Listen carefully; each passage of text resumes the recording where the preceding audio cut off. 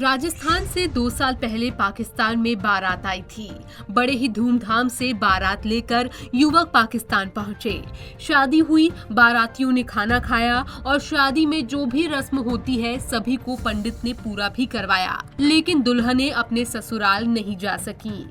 दरअसल भारत पाकिस्तान के मध्य चलने वाली थार एक्सप्रेस बंद होने के बाद कई दुल्हनें पाकिस्तान में फंस गई थी। दूल्हे लगातार अपनी दुल्हनों को लाने के लिए संघर्ष कर रहे थे, लेकिन आखिर वो घड़ी आ ही गई जब 2 साल बाद दुल्हन मोरबाई और छगनबाई अपने ससुराल यानी कि हिंदुस्तान बाड़मेर पहुंची।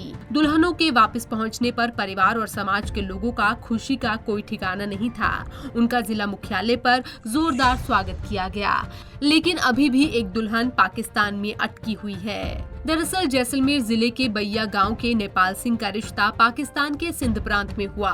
थार एक्सप्रेस से बारात लेकर पाकिस्तान गए नेपाल सिंह की शादी 26 जनवरी 2019 में हुई। इसी तरह बाड़मेर जिले के गिराब क्षेत्र के महेंद्र सिंह अप्रैल 2019 में शादी के लिए बारात लेकर पाकिस्तान गए।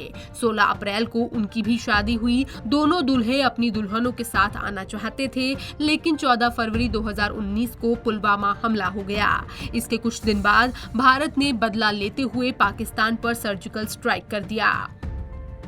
इससे दोनों देशों के बीच रिश्तों में दरार आ गई, जिस वजह से 2 देशों के बीच चलने वाली थार एक्सप्रेस ट्रेन के पहिए थम गए। वहीं दूल्हे हालात सामान्य होने के इंतजार में 3 से 4 महीने तक पाकिस्तान में रुके ताकि दुल्हनों के साथ विदा हों, लेकिन उन्हें वीजा नहीं मिला। आखिरकार दुल्हों को बिना दुल्हनों के ही भारत लौटना पड़ा। मेरे बड़े भाई साहब का नाम नेपाल सिंह है। नेपाल सिंह की वाइफ अभी मेरे साथ है और उनका बच्चा भी साथ में है। और मेरी वाइफ के पता नहीं कोई तकनीकी कारण से वीज़ा खारिज कर दी गई है, पता नहीं। और कैलाश जी और इनसे पंकज जी से पूरी उम्मीद है कि ये जल्द से जल्द वीज़ा दिलाएंगे। और टाइम भी नहीं था, शनिवार और रविवार की छुट्टियाँ आ गई, नहीं तो काम हो जाता हमारा। तो मेरी शादी हुई थी 25 जनवरी 2019 में। मेरी शादी 16/4/2019 को पाकिस्तान के अमरकोट ज़िले के सिनोई गांव में हुई थी। और 2 साल तक वीज़ा नहीं मिलने के कारण आज यहाँ पहली बार बाड़मेर पधारी है। और मैं 2 महीना वहाँ रुक के भी आया था। पहले वीज़ा लगाई थी, वीज़ा किसी कारण नहीं लग पाई और 2-4 बार हमने प्रयास भी किया, लेकिन वीज़ा नहीं लगी। इसी के बीच 5-6 महीने पहले श्री केंद्रीय मंत्री कैलाश जी चौधरी से हमारी बातचीत हुई, गणपत जी के थ्रू हुई थी। उन्होंने हमारे को आश्वासन दिलाया कि अभी आपको चिंता करने की जरूरत नहीं, हम आपके साथ हैं, हम आपको वीज़ा दिलाएंगे।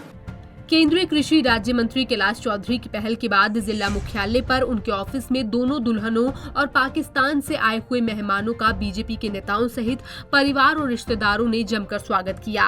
वहीं पर केंद्रीय कृषि राज्य मंत्री कैलाश चौधरी के निजी सहायक पंकज ने बताया कि नेताओं और मीडिया के माध्यम से जब इस मामले की जानकारी मिली तो हमने तुरंत विदेश मंत्रालय से लेकर उच्चायोग से संपर्क किया और लंबी जद्दोजहद के बाद अब 2 दुल्हन तो आ गई हैं, लेकिन एक तकनीकी वीजा के चलते फंस गई है, जिसको भी लाने की पूरी कोशिश की जा रही है। ये मीडिया के माध्यम से सूचना मिल रही थी, तो मंत्री जी तक ये खबर पहुंची, तो मंत्री जी ने हम लोगों को बोला कि उनके कॉन्टैक्ट डिटेल निकलवाइए।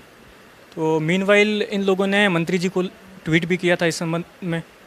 तो हम लोगों ने, हमारे कार्यालय ने इनसे संपर्क करने की कोशिश की और फिर सारा मामला हमारे संज्ञान में आया।